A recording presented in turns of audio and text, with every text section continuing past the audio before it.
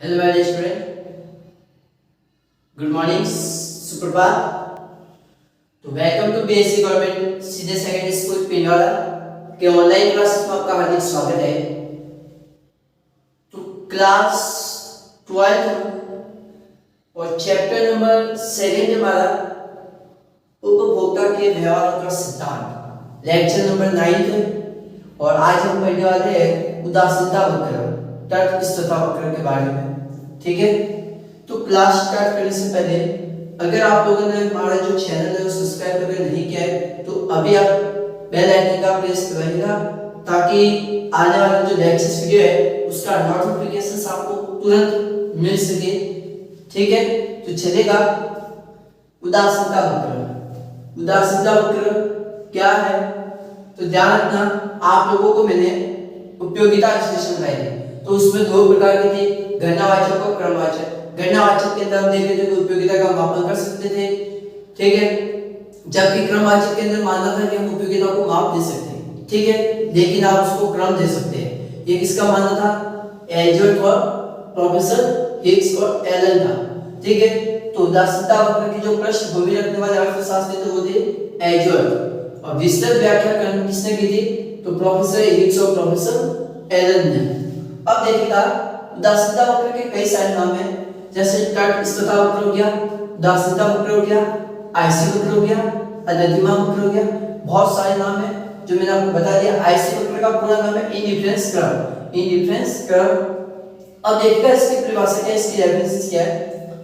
तो उदासीनता वक्र दो वस्तुओं के ऐसे संयोजनों को दर्शाता है जिससे उपभोक्ता को समान संतुष्टि प्राप्त होती है।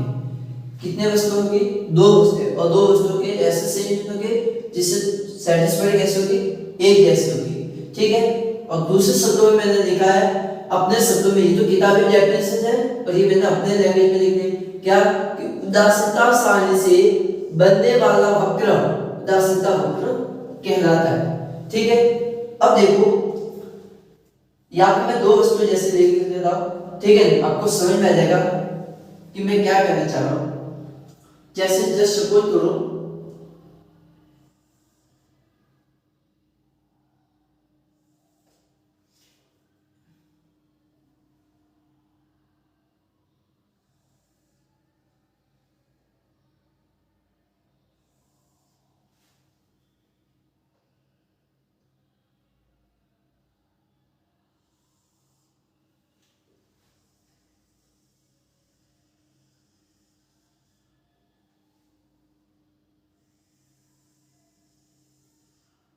यहां पर मैं लिख देता हूं संयोजन, ठीक है, संयोजन।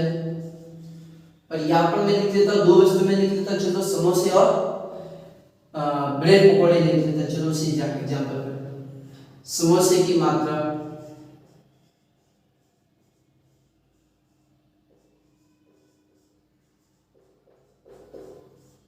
यानी कि x वस्तु, ठीक है, और यहां पर हम लिख देते हैं ब्रेड पकौड़े।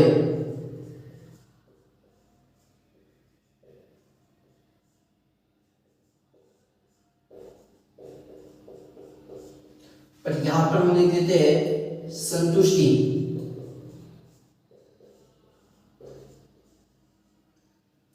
अब जैसे संयोजन में लिख देते ए बी सी डी और ई, एक, ये 5 और ये आपके 100, 2 3 4 और 5, 4 3 2 1।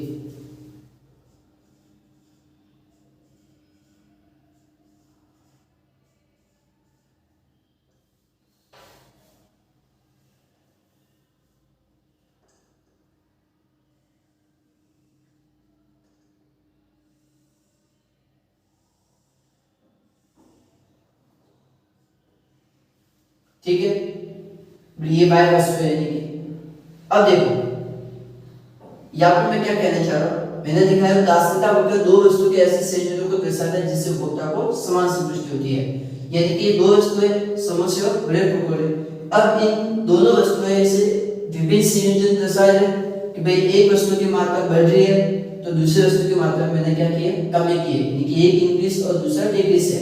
ठीक है, यानी कि आप देख सकते हैं ये एक है जबकि ये कितना 5 है, ये 2 है जबकि ये कितना 4 है, ये 3 है तो ये भी 3 है, ये 4 है तो ये 2 है, ये 5 है तो ये 1 है। यानी कि आप देख सकते हैं कि मैंने समोसों की जब मात्रा बढ़ाई है तो ब्रेड पकौड़े में मैंने क्या किया, कमी की है। यानी कि जब x वस्तु की क्वांटिटी में बढ़ा रहा हूं तो y वस्तु में मैं क्या कर रहा हूं, कमी कर रहा हूं या नहीं कर रहा सर, कर रहे आप। लेकिन किसी भी कंडीशन में मैं वस्तु को खरीदा तो उससे प्राप्त होने वाली जो संतुष्टि है, जो उपयोगिता है, वो समान हो रही है कि नहीं हो रही है, हो रही है। कैसे सर, अगर मैं समोसे की मात्रा 1 रखूं और ब्रेड पकौड़े की मात्रा अगर 5 हो तब भी मुझे संतुष्टि 100 ही मिल रही है। अगर मैं समोसे की क्वांटिटी अगर 2 बढ़ा दूं, ठीक है, समोसे की मात्रा अगर 2 रखूं और ब्रेड पकौड़े की मात्रा अगर 4 रखूं तब भी मुझे संतुष्टि उतनी की उतनी है। अगर मैं समोसे की मात्रा 3 रख रहा हूं और ब्रेड पकौड़े की मात्रा अगर 3 है तो मेरे लिए संतुष्टि समान है, 100। यहाँ पर भी आप देख सकते हैं 100 और यहाँ पर भी कितना आ रहा है, 100। अब देखना उदासीनता सारणी है, ये क्या है आपके उदासीनता सारणी। अब इस उदासीनता सारणी से जो आप डायग्राम बनाओगे, जो वक्र बनेगा, जो कर्व बनेगा, उसी को आप क्या कहते हैं, उदासीनता वक्र। अब सर ये उदासीनता वक्र बनाया कैसे जाता है, यानी कि इस तरीके से होगा जो मैं अभी आपको आगे समझा देता हूं। ठीक है, एक बार इसका नोट कर देते हैं, स्क्रीनशॉट ले लो। तो चलिए उदासीनता वक्र, उदासीनता वक्र कैसे बनाना है,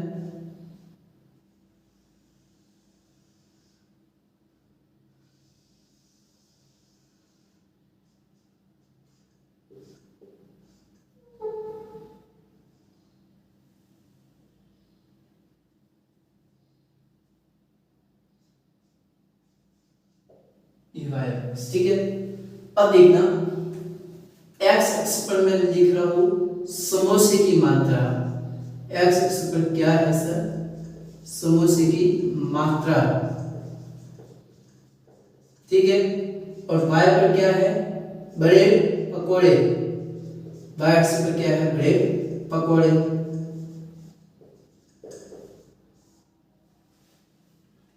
ठीक है सर। अब देखो यहाँ पर मैं लिख रहा हूं ब्रेड पकोड़े की क्वांटिटी 1 2 3 4 और 5, 1 2 3 4 और 5। अब देखना y अक्ष पर मैंने ब्रेड पकोड़े रखे हैं, y अक्ष पर समोसे की क्वांटिटी रखी है। अब देखना आपको भी इससे पहले मैंने एक सारणी बनाई थी उदासीनता सारणी, उसको देखते हुए काम करना है। आप देख सकते हैं कि इसमें समोसे की जब मात्रा 1 थी तो ब्रेड पकोड़े की क्वांटिटी कितनी थी, 5 थी, मतलब 1 यहाँ पे और 5 यहाँ पे। ठीक है, यानी कि जब समोसे की क्वांटिटी 1 थी तो ब्रेड पकोड़े की क्वांटिटी कितनी थी, 5 थी। यानी कि एक वस्तु में वृद्धि होगी और दूसरी वस्तु में क्या होगी, कमी। ठीक है ना, जब समोसे की क्वांटिटी मैंने 2 की तो ब्रेड पकोड़े की क्वांटिटी कितनी हुई है, 4।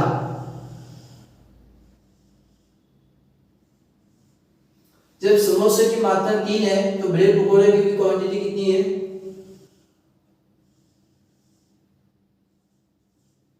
ठीक है। जब समोसे की मात्रा 4 है तो ब्रेड पकोड़े की भी मात्रा कितनी है, 2 है। ठीक है, यानी कि जब समोसे की मात्रा 4 रख रहा हूं तो ब्रेड पकोड़े की कितनी हो रही है, 2। अब देखिएगा जब x वस्तु की मात्रा 5 है तो y वस्तु की मात्रा कितनी हुई है, 1 हुई है। अब इन पॉइंट को मिलाना है और इससे जो भी वक्र बनेगा वो आपकी क्या है, उदासीनता वक्र, आईसी वक्र, इंडिफरेंस कर्व। ठीक है, तो चलेगा इस वक्र को हम मिलाते हुए काम करते हैं। ठीक है, ध्यान रखना आपके आईसी वक्र होगा वो कभी भी इस बिंदु यानी कि x अक्ष और y अक्ष को कभी भी वो स्पर्श नहीं करेगा, ठीक है, कभी भी वो x अक्ष y अक्ष को टच नहीं करेगा, ठीक है। यानी कि अब आप इस डायग्राम में देख सकते हैं कि यहाँ पर x वस्तु की मात्रा कैसे हो रही है, बढ़ती जा रही है, 1 से 2, 2 से 3, 3 से 4, 4 से 5 इस प्रकार बढ़ती हुई है।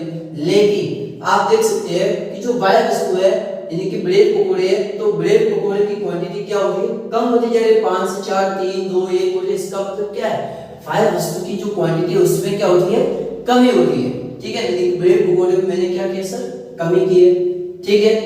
तो यहाँ पर कैसे संतुष्टि होगी, समान संतुष्टि होगी, क्यों, क्योंकि मैं यहाँ पे जितना वृद्धि करे उतनी क्या हो रही है, कमी हो रही है, ठीक है। अब देख सकते हैं नेक्स्ट आ रहा है आपके विशेषताएं। उदासीनता वक्र यानी कि तटस्थता वक्र हमेशा बाएं से दाएं ढाल वाला होता है, बाएं से दाएं ढाल होता है, मतलब बाएं से दाएं, मतलब यहाँ से इस साइड हो रहा है, 1 से 2, 2 से 3, 3 से 4, 4 से 5, 6 इस प्रकार होता रहेगा, तो वो बाएं से दाएं की ओर होगा, लेफ्ट टू राइट होगा, ठीक है। और ऊपर से नीचे की तरफ होगा, ऊपर से नीचे और बाएं से दाएं की तरफ होगा, ठीक है। अब ये आपके दिमाग में से क्वेश्चन होना चाहिए कि सर यार ये बाएं से दाएं की ढाल वाला ही क्यों होता है, बाएं से दाएं ढाल वाला क्यों होता है, तो सीधी सी बात है, जब आपकी एमआरएस बढ़ेगी, सीमांत प्रतिस्थापन की जो दर है वो जब तक बढ़ती रहेगी तब तक आपको उदासीनता वक्र का जो ढलान है वो बाएं से दाएं की ओर होगा, ठीक है। नेक्स्ट आपके तटस्थता वक्र न तो एक दूसरे को काटते हैं और न एक दूसरे को स्पर्श करते हैं, ठीक है। यानी कि ये तो मैं साफ कर सकता हूं, ठीक है। अब देखना मैंने लिखा है कि उदासीनता वक्र एक दूसरे को न तो काटते हैं, उदासीनता वक्र न तो एक दूसरे को काटते हैं, यहाँ पे मैं को लिखना भूल गया, न तो एक दूसरे को काटते हैं,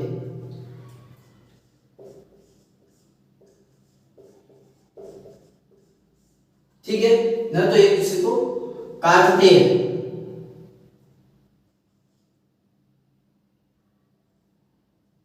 यानी कि मैं कहना चाह रहा हूं कि ये जैसे आईसी वक्र है, ठीक है,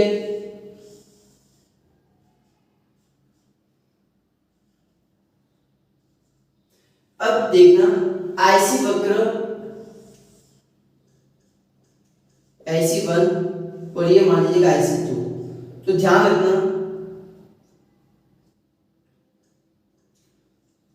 आईसी वक्र कभी भी एक दूसरे को नहीं काटते, ठीक है।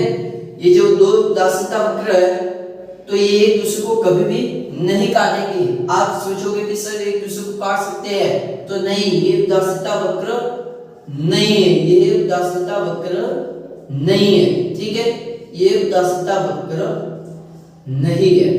आगे कह रहा है कि न एक दूसरे के स्पर्श करते हैं, नहीं एक दूसरे को स्पर्श करते हैं, यानी कि न तो इस प्रकार से भी हो सकता है, ठीक है, ये भी आपके उदासीनता वक्र नहीं है। आपके दिमाग में अगर हो रहा है कि सर ये हो सकता है, तो मैं आपको दिमाग से ये कचरा हटा देता हूं, आप सोचिए कि ये भी हो सकता है,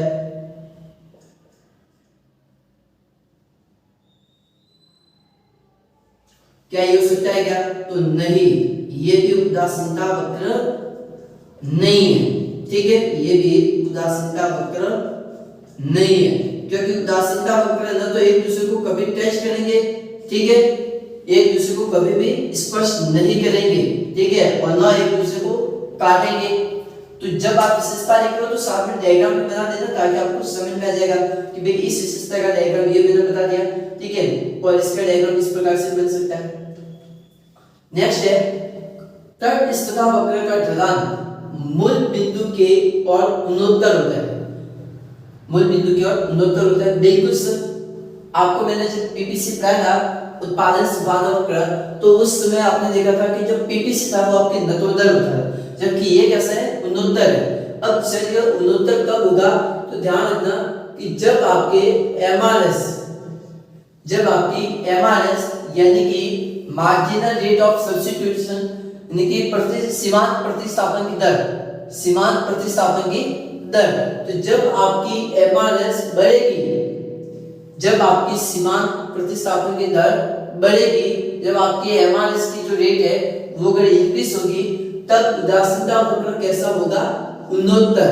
तो कैसा होगा?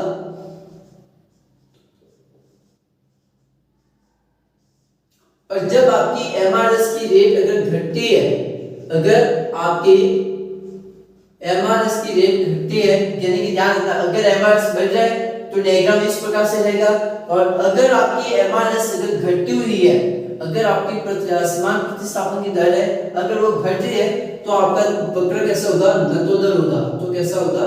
नतोदर होगा। यानी कि आपका वक्र इस प्रकार से बनेगा, इस प्रकार से, ठीक है।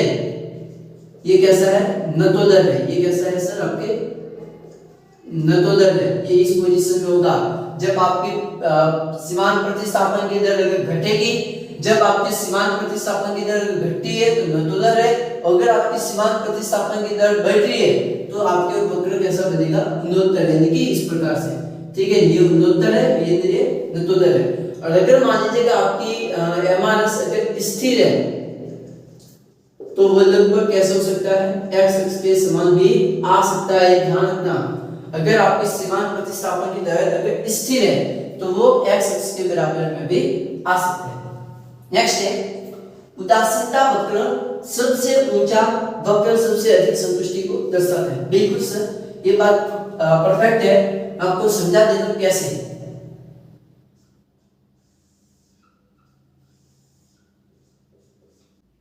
तो यहाँ पे मैं कह रहा कि भाई तटस्थता वक्र है वो सबसे ऊंचा और सबसे अधिक संतुष्टि को दर्शाता है। मतलब यहाँ पे मैं देख लेता कि जैसे आपके IC1 है, ये आपकी IC1 है।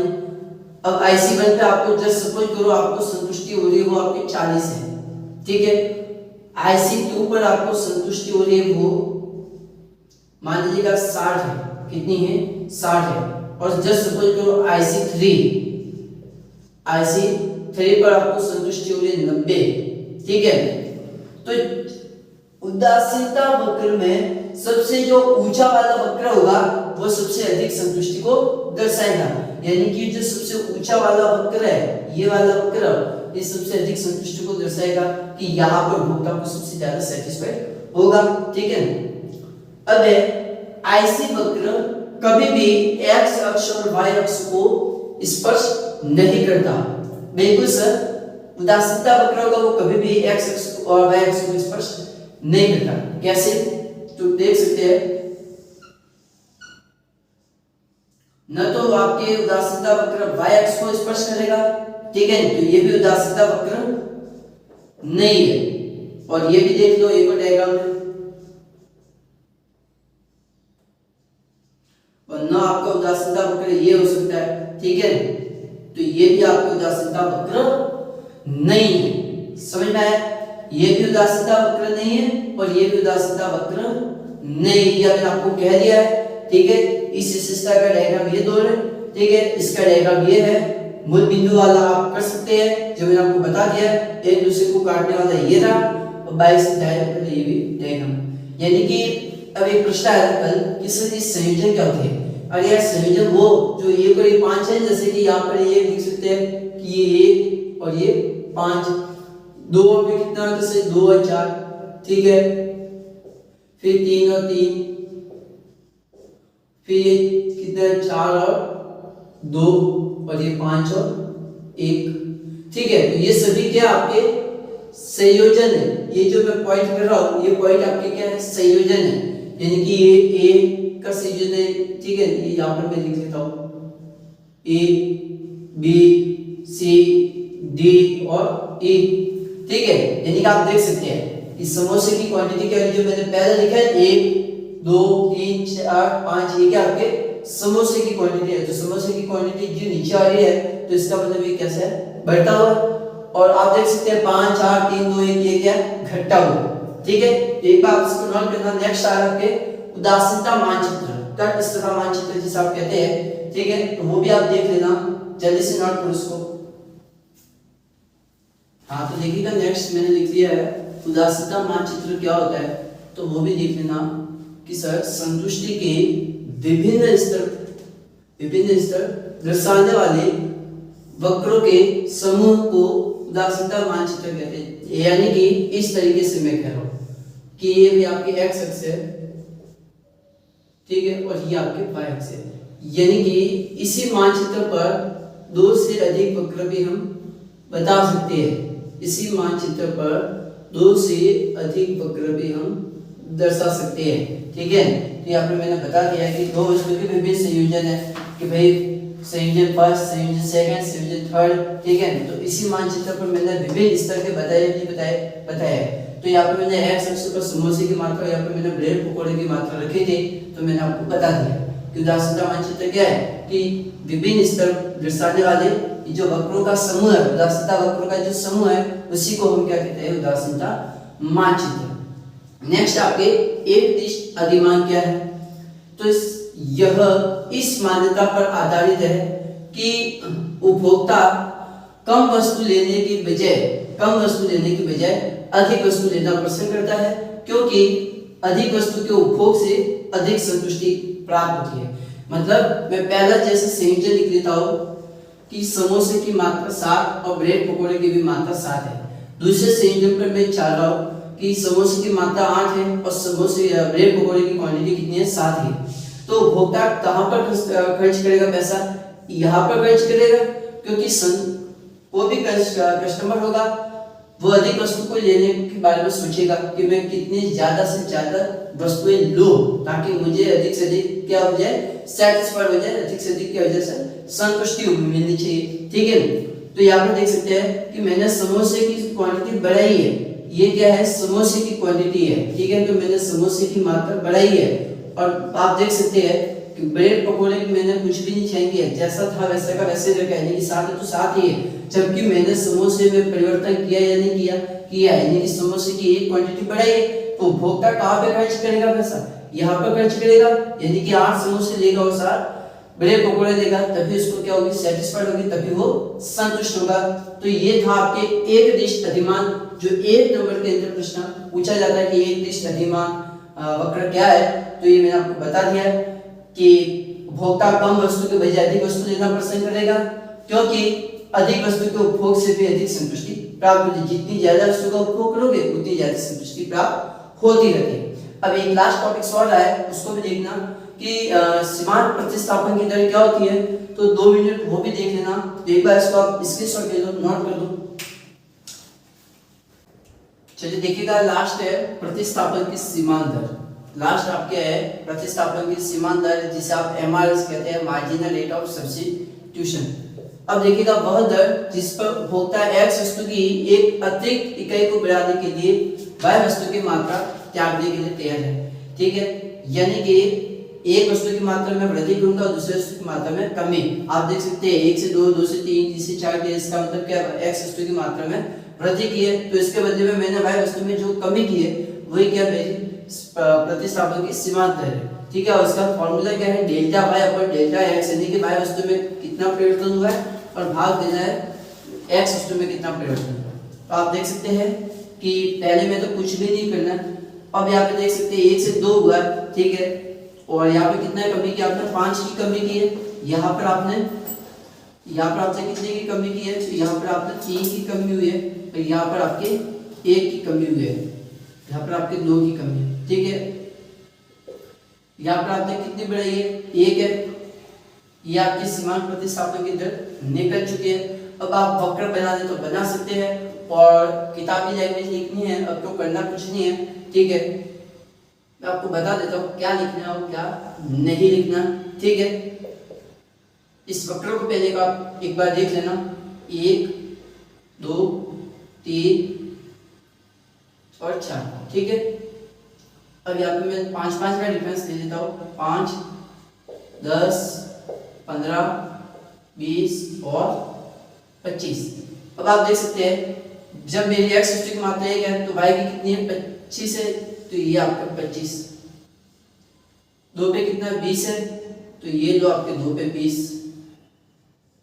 फिर कितना 18 है, तो 3 पे ये आपके 18 यहाँ पर आ गए, और फिर 4 पे कितना है 17 है, तो 17 आपके और भी ऊपर आ जाएंगे। तो ये आपके क्या बन चुका है आईसी वक्र, ये आपके क्या बन चुका है आईसी वक्र। ये आपके संयोजन है ए बी सी और डी, ठीक है। अब आप इस डायग्राम को देख सकते हैं, तो ये आपके x वस्तु की मात्रा हो गई और ये आपके y वस्तु की मात्रा हो गई, ठीक है। तो ये डायग्राम में मैंने कुछ नया किया ही नहीं है। इस फॉर्मूले को आपको याद रखना है, डेल्टा y और डेल्टा x, यानी कि जब मेरी एमआरएस अगर बढ़ेगी तो ये सदैव क्या हो जाएगा मूल बिंदु की ओर उन्नतर हो जाएगा, ठीक है। अगर मेरी एमआरएस की दर अगर घटती है तो ये कैसा हो जाएगा नतोदर हो जाएगा, ठीक है।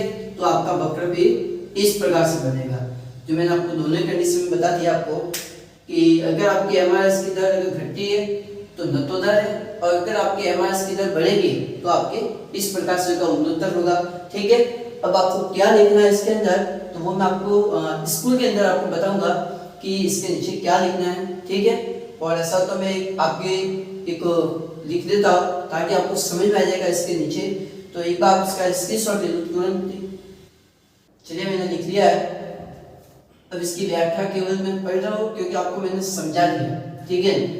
तो देखिएगा y वस्तु के लिए x वस्तु की प्रतिस्थापन की सीमांत दर y वस्तु की वे मात्रा होती है जो x वस्तु की प्रत्येक अतिरिक्त इकाई को प्राप्त करने के लिए त्यागी जाती है ताकि कुल संतुष्टि का स्तर कैसा हो जाए समान। यानी कि मैंने बताया कि एक वस्तु की मात्रा में वृद्धि होगी और दूसरी वस्तु की मात्रा में क्या होगी कमी, और ताकि संतुष्टि का स्तर कैसे हो जाए समान हो जाए। मैंने अभी आपको बताया सभी जगह संतुष्टि कैसी थी समान थी। अतः दास्यता वक्र के बाएं से दाईं ओर चलने पर प्रतिस्थापन की सीमांत दर कैसे होती है घटती हुई होती है, और प्रतिस्थापन की सीमांत दर के घटने से ही दास्यता वक्र मूल बिंदु के प्रति कैसे होता है उन्नतर होता है। मैंने अभी आपको स्टार्टिंग में बताया कि जब आपकी एमआरएस की दर घटेगी तो मूल बिंदु के उन्नतर होता है। अब देखना जो मैंने डायग्राम बनाया था उसकी मैं बता रहा हूँ कि जब उपभोक्ता आईसी वक्र के ए बिंदु से बी बिंदु तक पहुंचता है तब वह एक इकाई यानी कि x की अतिरिक्त इकाई प्राप्त करने के लिए y वस्तु की 5 इकाइयों को त्यागता है। यानी कि 1 से 2 किया है तो उसने सैक्रिफाइस भी तो किया है, त्यागा भी तो है, यानी कि 25 से 20 किया था, आप देख सकते थे रेखा चित्र में। अतः एमआरएस एक्स वाई कितना हो गया 5:1 5:1 हो गया, क्योंकि मैंने आपको बताया 5 की कमी की है और 1 की वृद्धि की है। इसी तरह आईसी वक्र के बी बिंदु से सी बिंदु पर पहुंचने के लिए एमआरएस एक्स वाई इक्वल 2:1 है। यानी कि 1 से जब 2 से 3 हुआ तो आप देख सकते हैं कि मैंने 1 की वृद्धि की है, 2 से 3 किया तो मैंने वृद्धि की है, और मैंने कमी कितने की है 2 की है, 20 से 18 हुआ है, ठीक है। तो अतः प्रतिस्थापन की सीमांत दर कैसे होगी हमेशा घटती हुई होगी, तो इसको भी आप नोट कर देना। अब मिलते हैं आपको लेक्चर नंबर 10 के अंदर, 10वें लेक्चर में मिलूंगा। तो भी चैप्टर आपके पूरा नहीं हुआ है क्योंकि लगभग 22 से 23 लेक्चर इस चैप्टर के अंदर है, ठीक है। तो अगर लेक्चर पसंद आया तो प्लीज लाइक शेयर और सब्सक्राइब करना है, ताकि ये जो कल आपके मैं संडे को डालूंगा लेक्चर्स वीडियो वेबसाइट है कि श्रवण जी सर की, ठीक है, तो उसका नोटिफिकेशंस भी आपको तुरंत मिल जाएगा, ठीक है। क्योंकि आज लेक्चर्स वीडियो हम लोगों ने बना दिया है इसीलिए कह रहे हैं। वेबसाइट लिंक के लिए भी मैं कल आपको भेजूंगा, आज नहीं भेजूंगा, आपको कह देता हूँ। और कल मेरी वीडियो नहीं आएगी तो कल आप वेबसाइट लिंक की वीडियो पढ़ लेना, इसीलिए कह रहा हूँ, ठीक है। और कोई भी डाउट क्वेश्चन हो तो मुझे बताना है, ऐसा नहीं है कि आप नहीं बताओगे तो फिर भी आपकी जिम्मेदारी है ना कि हमारी है। आप चाहे व्हाट्सएप पे भेजो, चाहे टेलीग्राम पे भी भेजो, आप कहीं पर भी भेजो, या फिर आप टीचमेंट ऐप पर भी आप मुझे कमेंट कर देना, तो वहां पर भी मैं आपसे बातें कर दूंगा, ठीक है। Okay, thank you so much, okay, bye.